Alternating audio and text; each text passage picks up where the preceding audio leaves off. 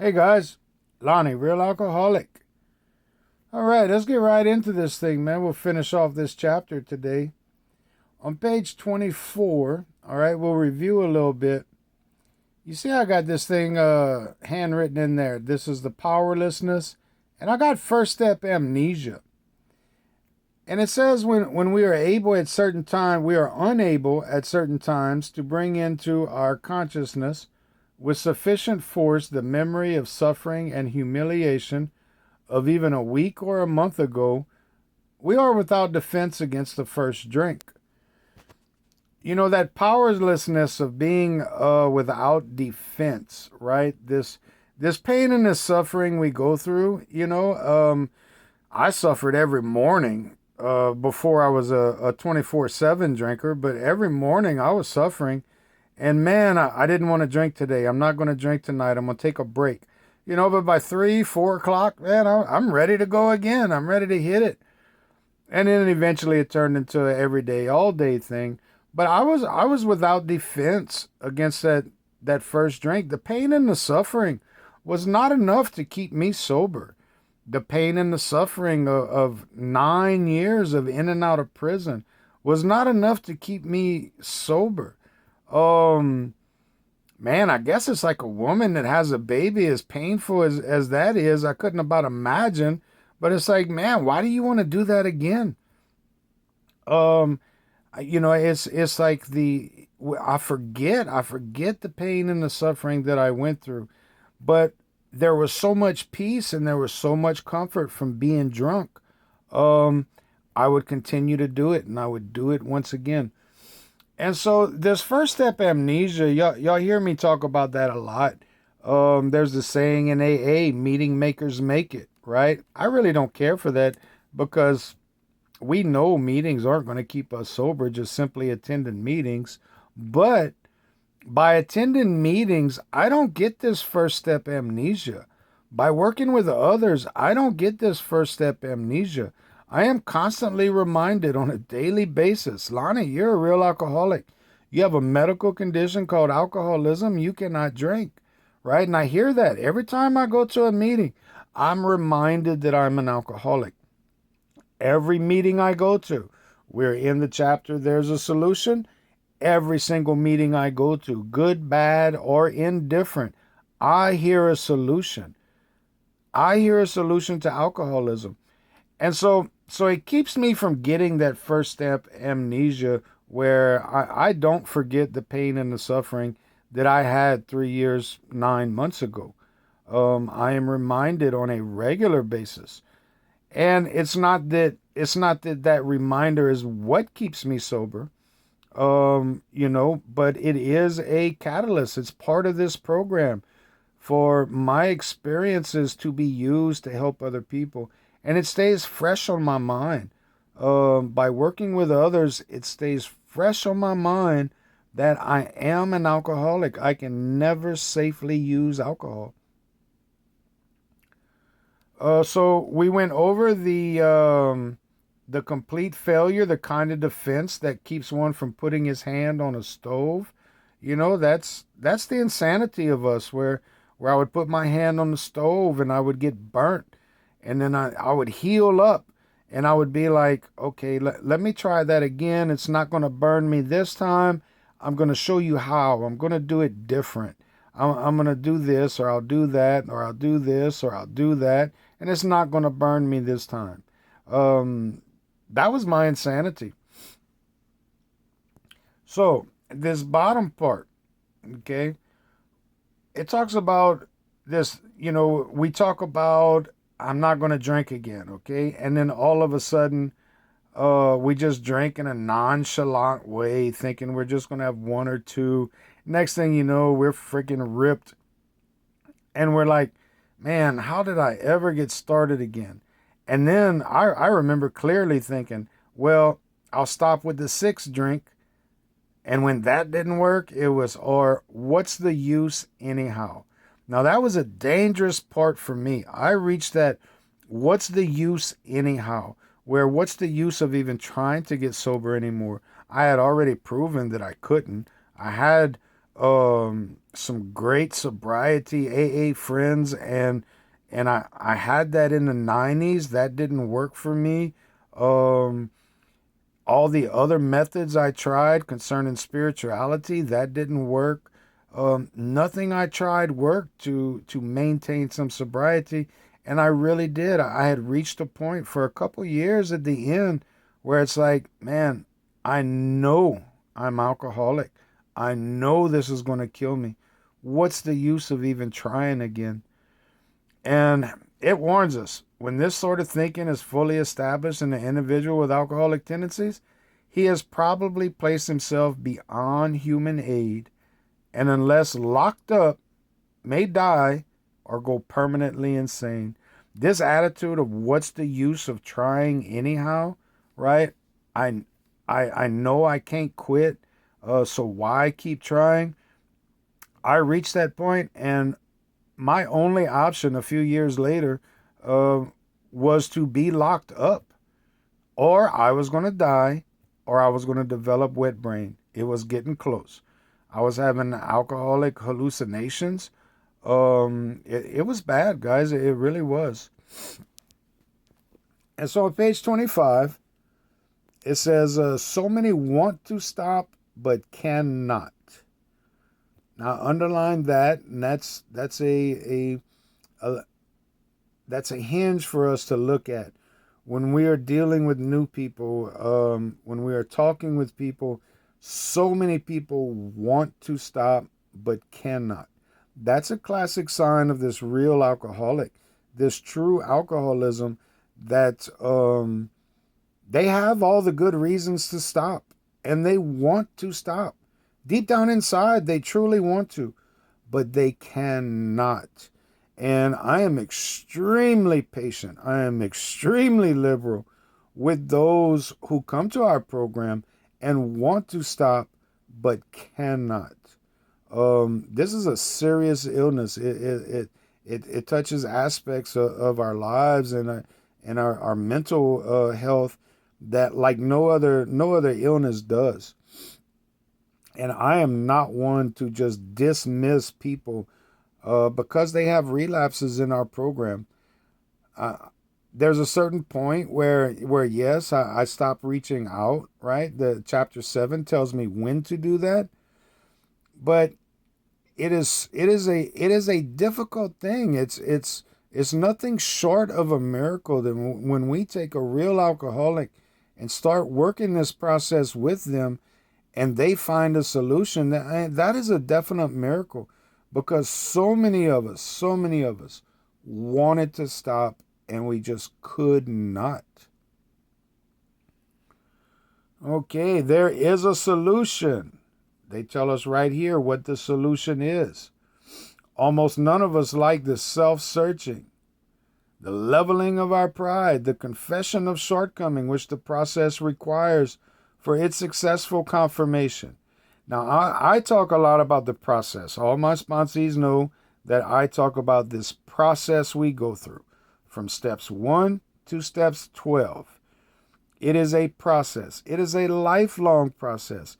But it doesn't matter. I am convinced it doesn't matter. We can break this down into 4 phases, right? Clarence Snyder was big on I don't know what he called them, but 4 different phases of taking somebody through the steps, right? The Oxford group, they had 6 steps. We broke it down into 12, right?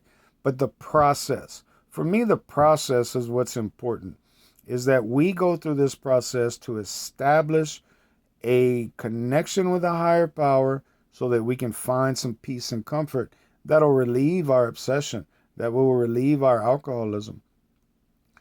So, and what that takes, man, is the self-searching, the leveling of our pride, and the confession of shortcomings. That's what the process takes. And if we cannot be self-searching, if I cannot level my pride, if I cannot confess my character defects one to another, there's very little chance of my recovery. And I've experienced that.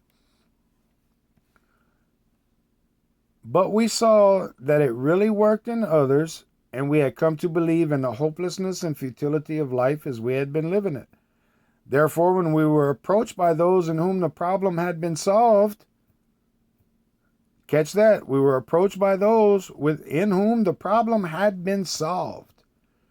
There was nothing left for us but to pick up the simple kit of spiritual tools laid at our feet.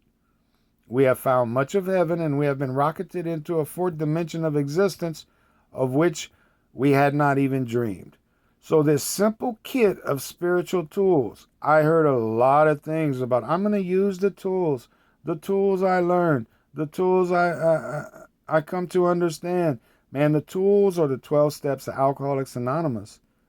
That's what this simple kit of spiritual tools is steps 1 through 12. We go through steps 1 through 9, 10 and 11. We repeat 1 through 9 every day. Step 12, we try to carry this to others, and we try to practice these principles in all our affairs. That is the simple kit of spiritual tools. Next paragraph. The great fact in just this, nothing less, is that we have had deep and effective spiritual experiences. The central fact of our lives today is the absolute certainty that our Creator has entered into our hearts and lives in a way which is indeed miraculous. And that's the great fact. That is what happens to us. We have a spiritual experience. We go through a psychic change. Our psyche, our thinking, our perception changes. And our Creator has entered into our hearts. For me, there was no other solution. That is the only solution. And it's telling us right here, there is a solution. This is our solution. Now, how we get that, how does that come about? It might look a little different for each and every one of us, but that is the solution. So if you are seriously alcoholic as we were, we believe there's no middle of the road solution. We were in a position where life was becoming impossible. And if we had passed into the region from which there is no return through human aid, we only had two alternatives. One, we could go to the bitter end, blotting out the consciousness of our intolerable situation as best we could, or the other is to accept spiritual help. And that's a choice each and every one of us have to make. And normally when I'm going through this with my sponsees, we will go to Appendix 2. We'll read it. And I'll just paraphrase Appendix 2. Some of us have sudden and profound spiritual experiences like Bill W. had. Another guy in the chapter called We Agnostics, he found himself suddenly in the presence of infinite love and power. Some of us have these great mystical, I like to call them mystical experiences, right? We have these profound experiences with God. Some of us don't. Some of us grow into it slowly by practicing these principles on a regular basis, and slowly but surely our psyche starts changing. We start having this psychic change, and our reaction to life is different. Okay.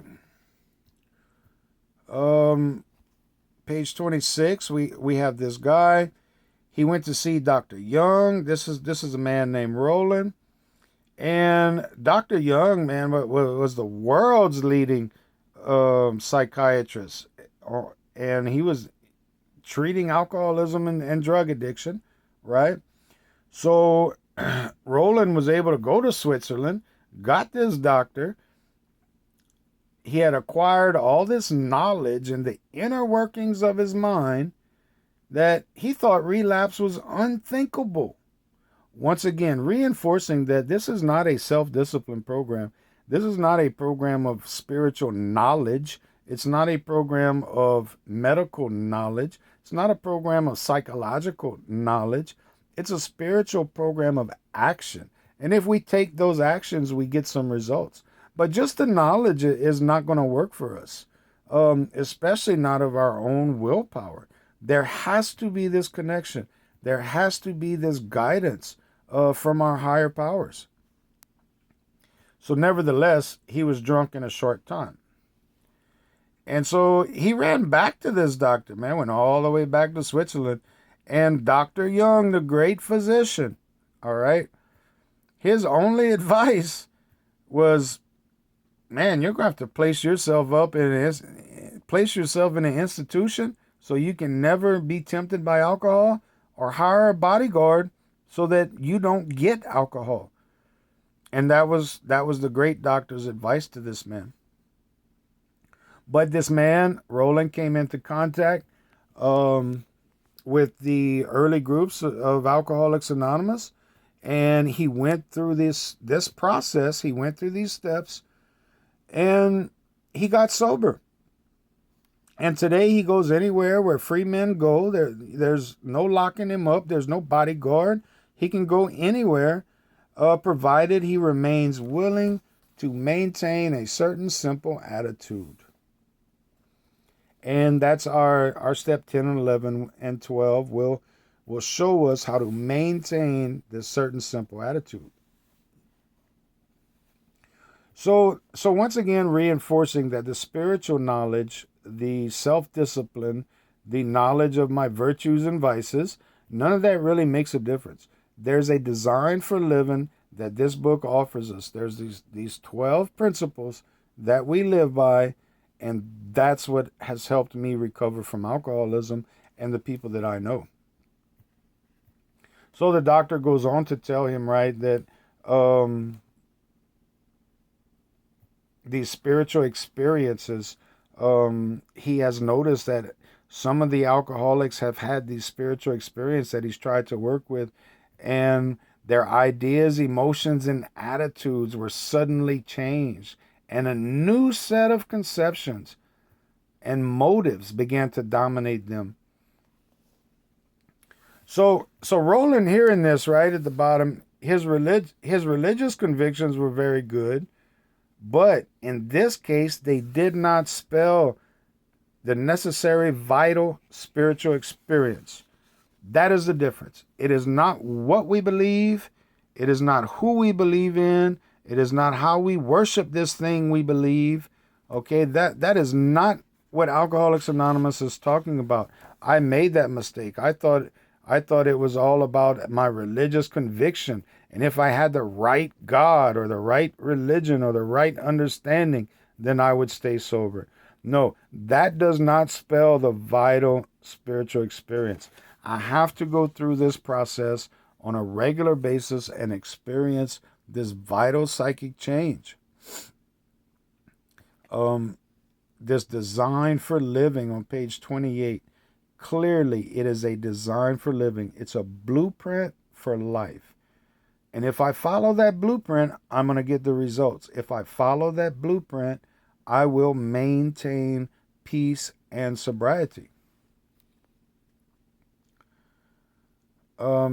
Talking about varieties of different ways people come to have these religious experience. Our Alcoholics Anonymous fellowship believes that whatever our race, creed, or color are the children of a living creator with whom we may form a relationship upon simple and understandable terms as soon as we are willing and honest enough to try.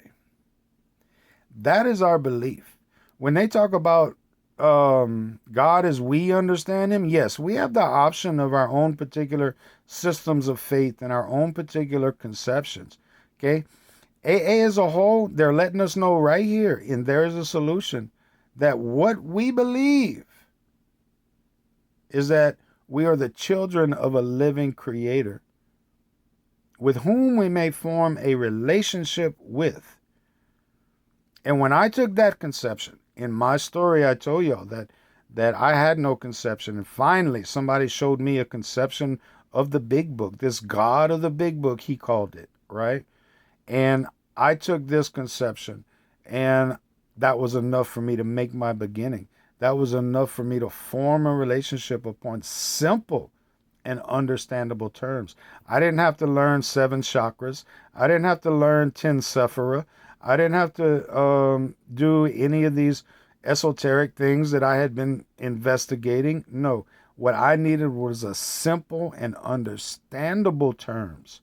And these terms are the 12 steps.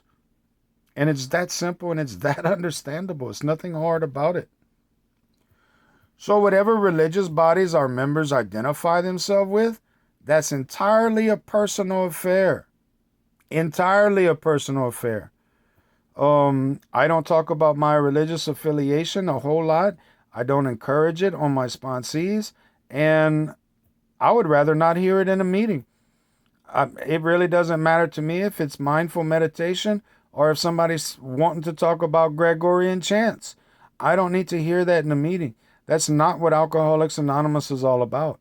Alcoholics Anonymous is about me forming a relationship with the living creator, and that is a personal affair, okay? The only thing I need to talk about in Alcoholics Anonymous is these 12 steps of Alcoholics Anonymous and how they brought me into this relationship. And pages 84 to 88, we're definitely going to get there, tell me exactly the same thing, that I can do things outside of Alcoholics Anonymous according to my personal choice or where I'm at in my spirituality right now. That's all fine and dandy. If that encourages me and helps me live steps 1 through 9 every day, then rock on, man. That's awesome. But nobody in this program is set up to be a teacher or a guru or a spiritual advisor. Man, these steps are designed to allow each and every person, according to their relationship with God, not what I think their relationship with God should be. These steps allow each and every person to develop their relationship with a living creator. So they go on to tell us that they're going to explain to us some more about alcoholism in the next chapter. They're going to give us this chapter to the agnostic. And after the chapter to the agnostic, further on, clear-cut directions are given showing how we recovered. Okay? These clear-cut directions in chapter 5 through chapter 7, I hope you guys stick around long enough so we can review those again, but they really are simple. They are clear-cut. They're understandable. And they work. They have worked for millions and millions of chronic alcoholics. So anyway, guys, that's the wrap up on There's a Solution. Next session, we're going to get into more about alcoholism. And most of us have been unwilling to admit we were real alcoholics. Except for Lonnie. I don't have a problem with it, guys. I say it in meetings when I introduce myself. There's a story behind that. I'll tell you all that story next time. But okay, people. Good talking to you. Take it easy. Bye.